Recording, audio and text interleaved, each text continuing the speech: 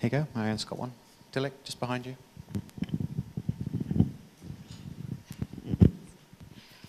Just regarding the population heterogeneity, I mean, it's always a problem, but I mean, you've identified several causes, but there's basically no solution to it.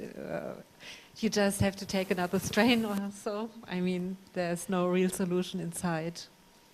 Yeah, so we found that it's not one reason. So we found that there are different causes, possible causes, in this expression study. Yeah, but it depends on the strain. You have to evaluate different strains and different expression systems, and then you can come to solutions. So we came to solutions, but there is not a generally applicable. Oh, that's it. Yeah.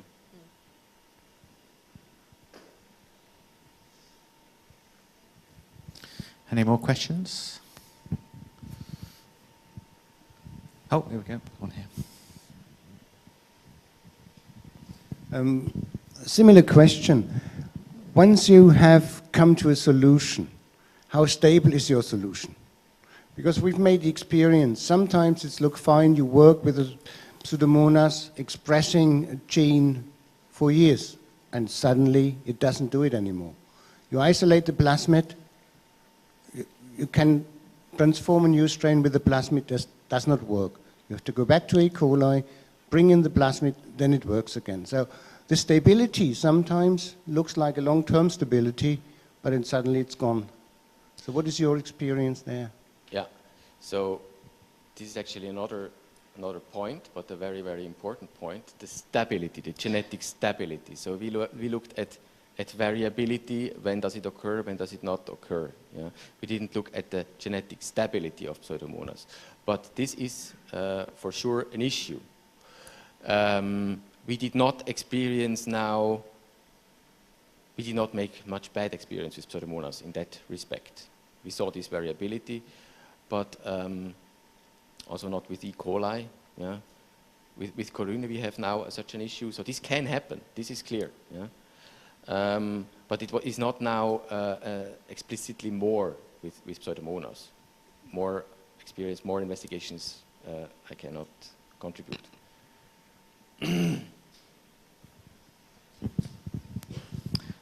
Any other questions? No, if not, just thank Bruno for his speech, for his talk. Thank you.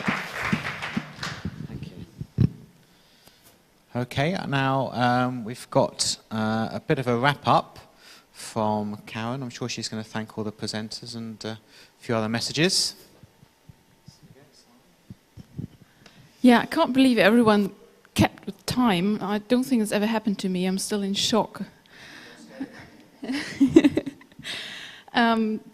So if there are any general comments you'd like to make, not on the last presentation, but anything from early presentations, then this would be the time. So if there's anything, then just raise your hands.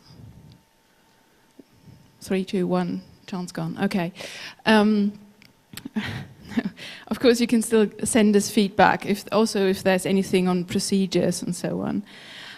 But just before I wrap up, I think the most important point is, you've come in right on clue, that I really want to thank our organizers, the National Center for Research and Development in Poland, for their great hospitality, and the chance to visit beautiful Warsaw again.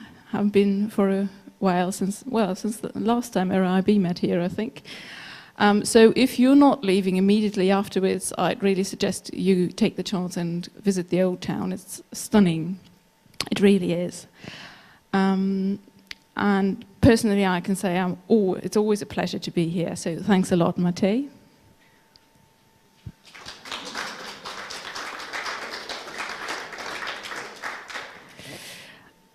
Spontaneous applause, as you can see. So, and as for the wrap-up, I've got loads of notes, but there are a couple of things. You got info on the 5th core from Marion in the beginning, and of course it's all on our website, so I hope her presentation increased your appetite for taking part in this core. We're looking forward to your applications, and I've also I think I've heard from a couple of people in the room that they're planning to be part of that one. I think to bioengineering, ProAkim, a few of those didn't sound like they were letting their topics go just yet. So that sounds promising. And then along those same lines, please do make use of the chance to make your voice heard for the next call.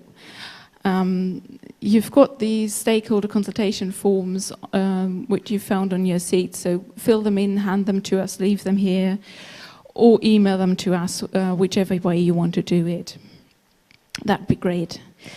And then, well, we had the pleasure of listening to 10 high-quality presentations today, examples of really close collaboration across borders, also within the work package, which I always think is the most important thing, not people sitting at their desks quietly working away and in the end putting it in one report, but actual collaboration. That is what we're looking for in the ERA-nets. And I think we've seen some really good examples of that.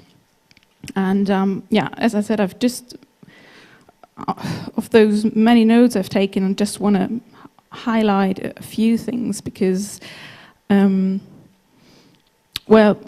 along the whole innovation chain, unis, RTOs, companies, we've seen a lot of impressive science, and we've also got a really good feeling for the wide array of products and uses you can put industrial biotech for. So I think this seminar would be good marketing material for industrial biotechnology.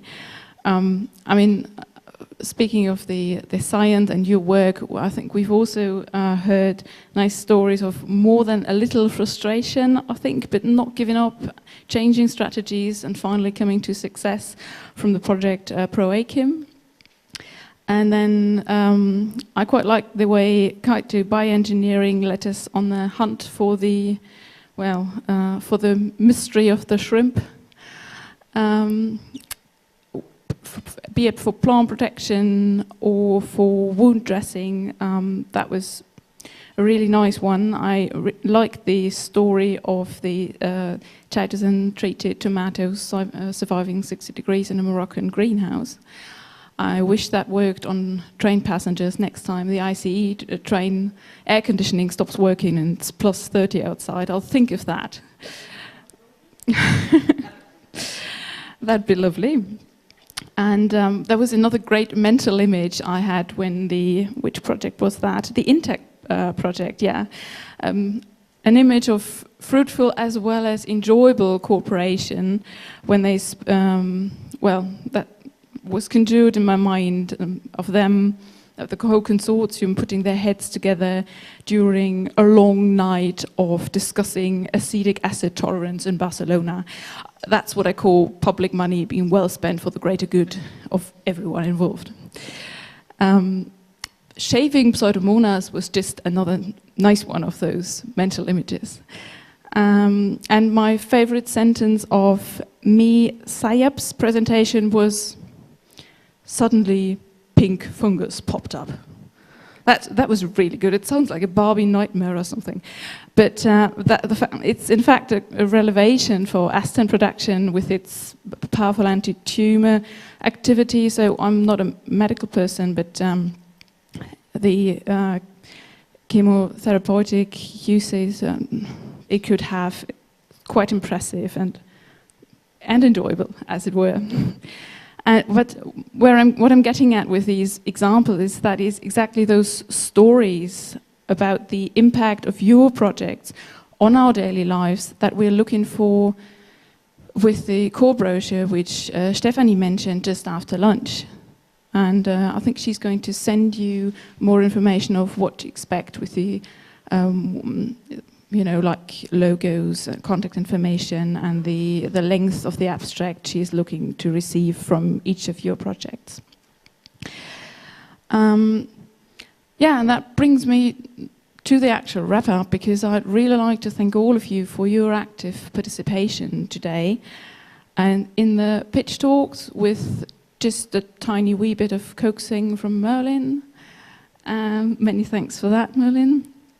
And in the discussions, of course, it's that that's the reason why we do these seminars, that mutual exchange of ideas, of thoughts, and of constructive criticism, as we've heard a couple of times, that we hope will stimulate further ideas and will improve research for you and for us, and improve collaboration across borders. And well, if I end on a Bible quote, go forth and multiply, I mean, go forth, enjoy Warsaw now, of course.